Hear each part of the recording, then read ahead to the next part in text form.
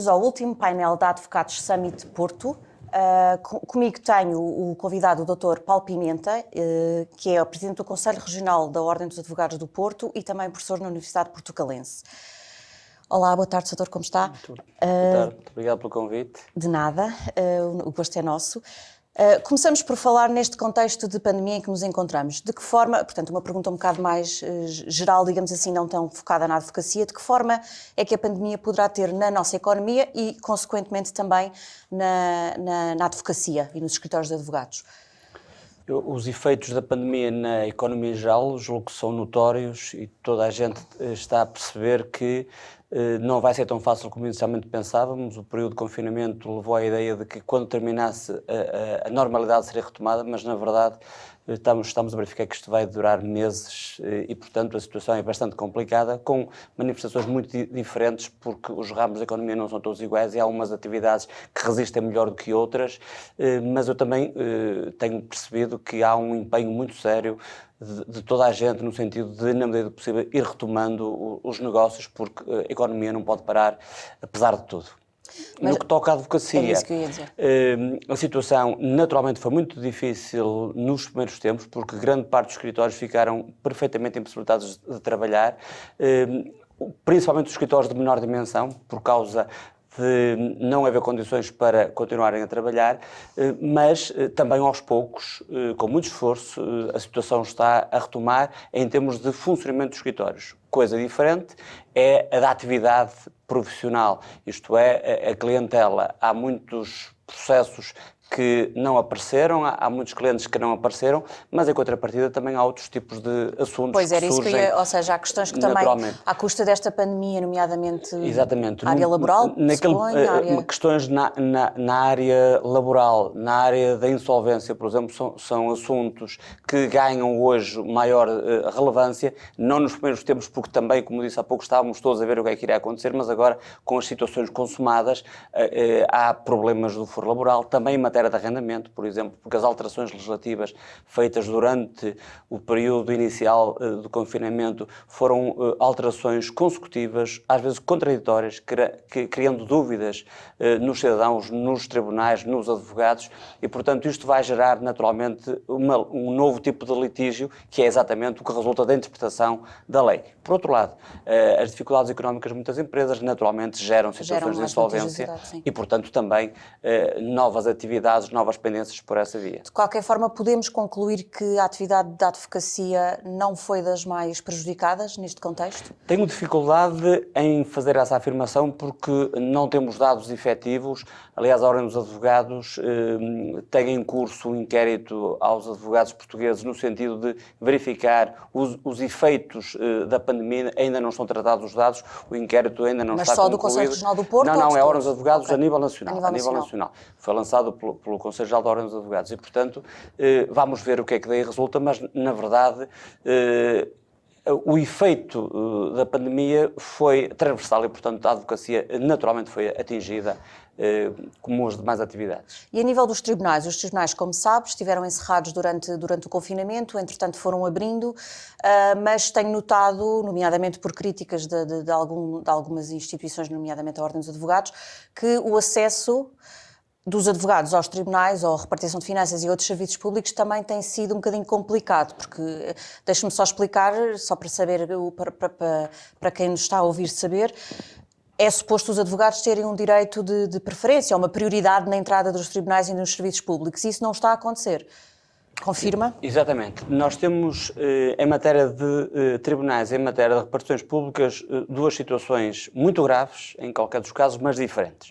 Se me permite começar pelos tribunais, os tribunais, naturalmente, no momento inicial, estiveram praticamente paralisados, porque não era possível realizar diligências presenciais em regime de confinamento. E, como é evidente, a realização da justiça não pode fazer-se com facilidade à distância. Portanto, é um pouco utópico pensar que se fazem diligências com o juiz num sítio, os advogados noutro, os arguidos, as partes noutro. Isso é impossível, naturalmente. E, portanto, num período inicial, percebemos e aceitámos, até fomos nós Conselho Regional do Porto e o Presidente da Comarca do Porto foram as duas entidades que, em primeiro lugar, no dia 9 de março, pugnaram pela suspensão das atividades, exatamente porque estávamos a ver o que ia acontecer. Passado uma semana, iniciou-se o confinamento. E, portanto, os tribunais tinham necessariamente de parar num primeiro momento, ressalvando, naturalmente, os processos urgentes que, em qualquer cenário, têm de ter lugar. Entretanto, depois do período do confinamento, com a chamada reabertura gradual dos tribunais,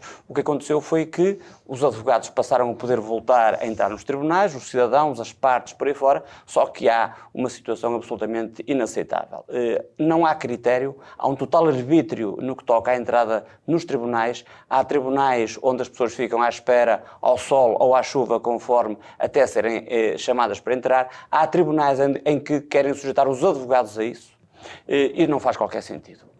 Os tribunais têm que funcionar com normalidade. É evidente que têm de ser convocadas as pessoas com os tempos necessários para não se aglomerarem no interior do tribunal, mas as pessoas chamadas por uma certa hora têm de poder entrar no tribunal à hora para a qual foram convocadas. E os advogados, naturalmente, têm de poder entrar na primeira hora da manhã, não só para os processos em que são intervenientes, mas também para consultar processos. Exato. Mas isso tem acontecido aqui, pelo menos no Tem havido restrições sérias que nos têm sido comunicadas, restrições sérias à entrada dos advogados no tribunal. Isso é uma afronta à liberdade da advocacia. E depois isso é misturado com aquela medida que foi instaurada uns meses antes até da pandemia, que foi a questão de haver umas senhas de ingresso nas instalações dos tribunais, querendo sujeitar os advogados a isso. Ora, já me pronunciei publicamente sobre isso e eu recuso-me a pedir qualquer senha para entrar no tribunal. Eu entro no tribunal, exibo a cédula e ninguém me pode impedir de entrar. Recuso-me a tal, porque isso é pactuar com uma situação absolutamente burocrática que não faz qualquer sentido. Mas nos tribunais, aqui eu pergunto isto porque no campo de justiça, pelo menos esse sistema da senha não está instituído, parece-me. Pois, exatamente. Aqui, depois, ainda por cima, Portugal é um país uno e temos regimes variáveis de tribunal para tribunal, de comarca para comarca. Isso é absolutamente incompreensível, porque nenhuma pessoa sabe ao que vai quando se apresenta num tribunal que não conhece, porque é a primeira vez que lá vai. Isso não faz qualquer sentido. E, portanto, é bom que haja regras de segurança. Segurança no sentido tradicional do termo, segurança agora em face da pandemia, mas tudo com critério e não com atos arbitrários e abusivos, como tem acontecido, infelizmente. Por outro lado, no que toca às repartições públicas, a situação é porventura ainda mais grave, porque nós temos de ser claros a dizer as coisas. As repartições públicas em Portugal genericamente trabalham mal. O nível de desempenho dos funcionários públicos em Portugal, genericamente, é fraco, baixo. Já em condições normais, as repartições respondem com dificuldade. As filas são enormes. Com a pandemia, o teletrabalho, há um pretexto para, literalmente, os serviços estarem parados. E por inerência, as pessoas não podem entrar nas repartições públicas, os advogados são impedidos de entrar nas repartições públicas e depois há coisas absolutamente caricatas. Um advogado vai com o seu cliente a uma repartição pública e é-lhe dito ou entra o advogado ou entra o cliente. Isso é uma estupidez absoluta, porque o cliente tem direito a entrar porque é interessado no assunto, o advogado tem direito a entrar porque é o advogado que acompanha aquele cidadão. E, portanto, nós temos rapidamente de pôr termo a isto, porque os como é que o pode públicos, fazer? É claro que, quando eu digo nós temos, estou a falar enquanto cidadão deste país e, portanto, a sociedade civil tem de reagir contra isto, mas, em termos institucionais, a Ordem dos Advogados tem um papel muito importante a desempenhar. O Conselho Regional do Porto tem-se manifestado, tem feito comunicações e manifestações públicas a este propósito, tem conversado com os dirigentes das comarcas da área do Conselho Regional do Porto, mas percebe que há total desorganização. As coisas variam até de comarca para comarca. E, portanto, quem tem em maior grau e com maior legitimidade de tomar posição sobre isto é o bastonário da Ordem dos Advogados. De qualquer forma, ele já tomou posição sobre isto. O bastonário da Ordem dos Advogados, o professor Luís Menezes Leitão, já tem falado sobre o assunto, mas a verdade é que, com pena minha, tenho verificado que não é ouvido. E, portanto, se até agora não foi ouvido, o bastonário só tem dois caminhos. Ou se resigna e deixa as coisas continuarem assim, o que é mau, ou então tem de mudar o modo, tem que falar de outra maneira, tem de pedir audiências à Ministra da Justiça, por exemplo, a outros ministérios que tutelam algumas repartições, porque é preciso levar a estas entidades a voz do cidadão, a voz dos advogados. E quem leva a voz do cidadão e a voz dos advogados se for uma única pessoa, é seguramente o bastonário, e espero que ele seja capaz disso, a bem de todos nós. De qualquer forma, sendo o Paulo o representante do Conselho Regional do Porto, nestes meses em que desde março, desde que começou o confinamento até agora, que tipo de queixas é que têm chegado ao Conselho Regional da parte dos advogados aqui da... As queixas que têm chegado ao Conselho Regional são de uma dupla vertente. Por um lado, queixas desta natureza que há pouco tratámos, acessos aos serviços e por aí fora.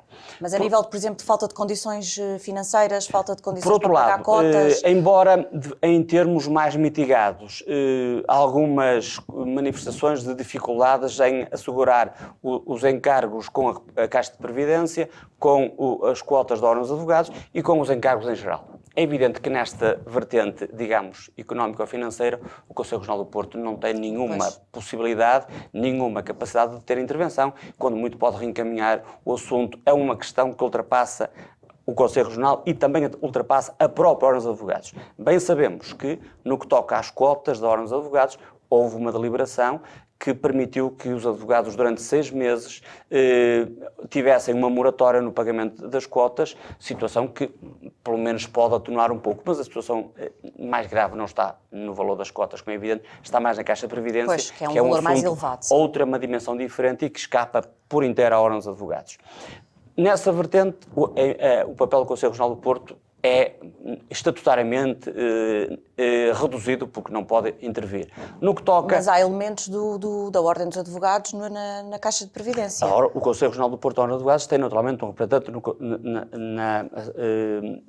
na Caixa de Previdência e tem participado em reuniões, mas na verdade a Caixa de Previdência tem uma direção que é quem conduz o rumo da Caixa de Previdência, sem presidir Assembleias Gerais e, portanto, não pode o membro do Conselho Regional sozinho fazer nada. É claro que, deve dizer-se também, mesmo poucos dias depois do início da pandemia, o Conselho Regional do Porto foi o primeiro a fazer uma sugestão que se traduzia no seguinte: uma isenção de quotas, mas uma isenção efetiva de quotas da Ordem dos Advogados durante 6 meses.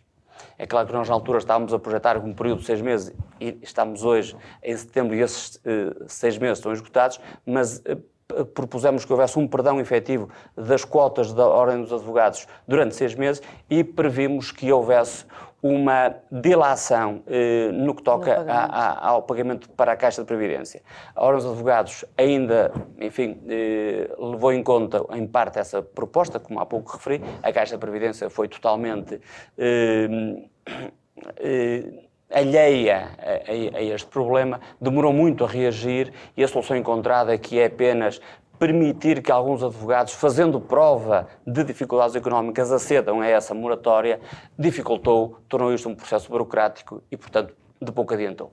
De qualquer forma, falava há pouco que, principalmente, os pequenos escritórios têm tido mais dificuldade, mas a nível dos médios ou mesmo dos grandes, temos no Porto as grandes sociedades de advogados representadas, não é? Como sabe, tem escritórios aqui.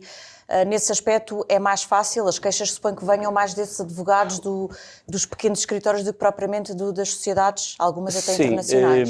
A realidade de alguns escritórios de maior dimensão, grandes sociedades que também têm cá delegações no Porto e alguns escritórios de dimensão internacional, é evidente que a sua capacidade de enfrentar um problema destes é muito diferente dos demais e, portanto, podem ajustar-se, digamos que internamente. Mas também, por outro lado, deve dizer-se que o tipo de advocacia que alguns desses escritórios fazem não é tão atingido imediatamente pelos problemas cotidianos dos tribunais ou das repartições públicas, porque claro, é um tipo de intervenção de outra índole, de outra dimensão.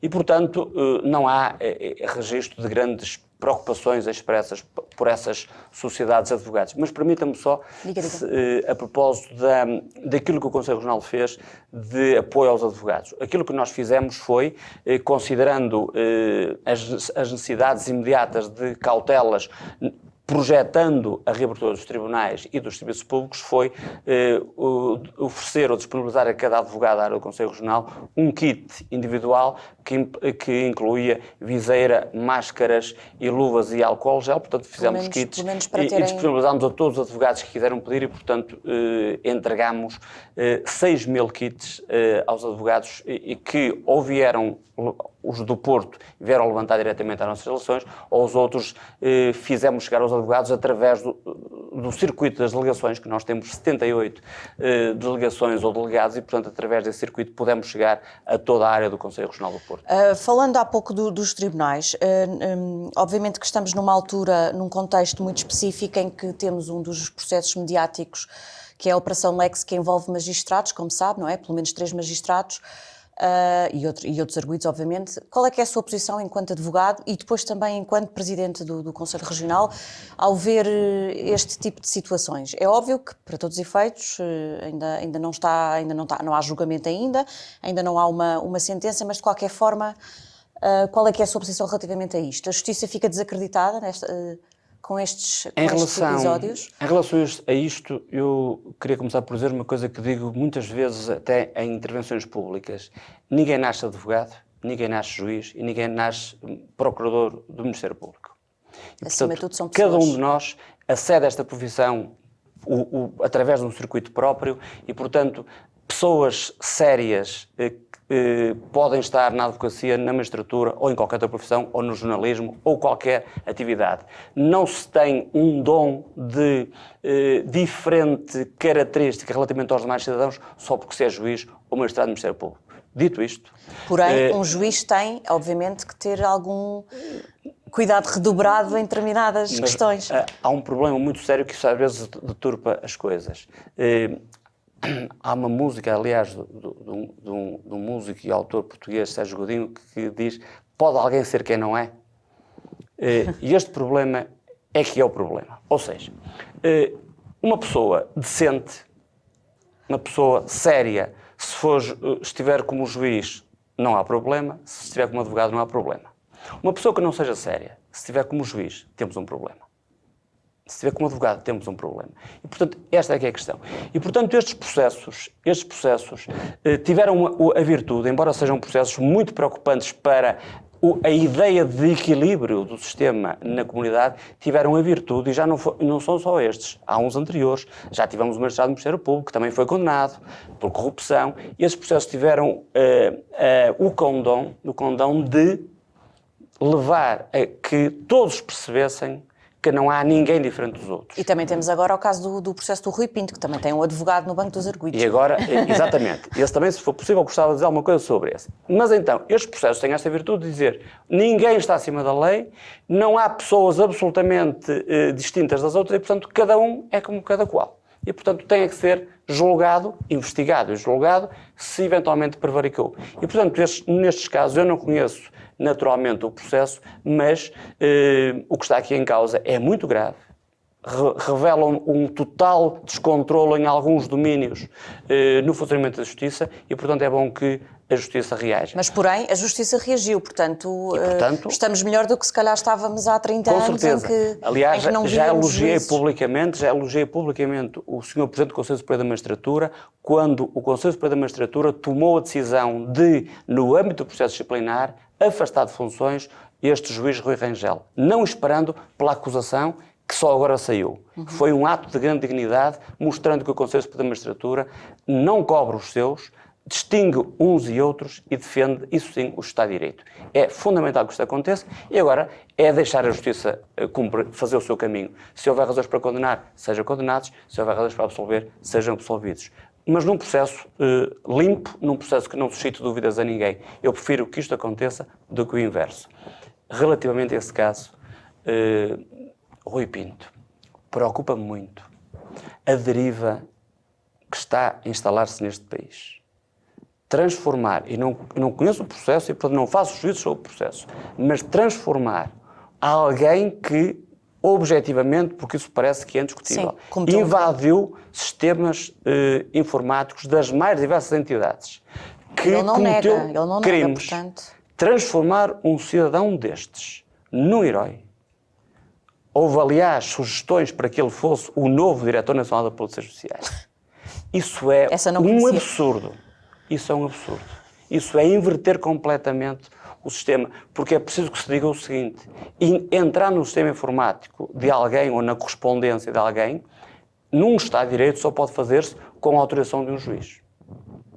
permitir que alguém, por sua autorrecriação, faça isso. Portanto, estamos mesmo a terminar, só para concluir. Portanto, acha que a decisão que nascer, ou que a consequência, no fundo, de tudo isto vai ser muito importante também para percebermos qual é que é o caminho que Portugal e que a justiça portuguesa quer ter?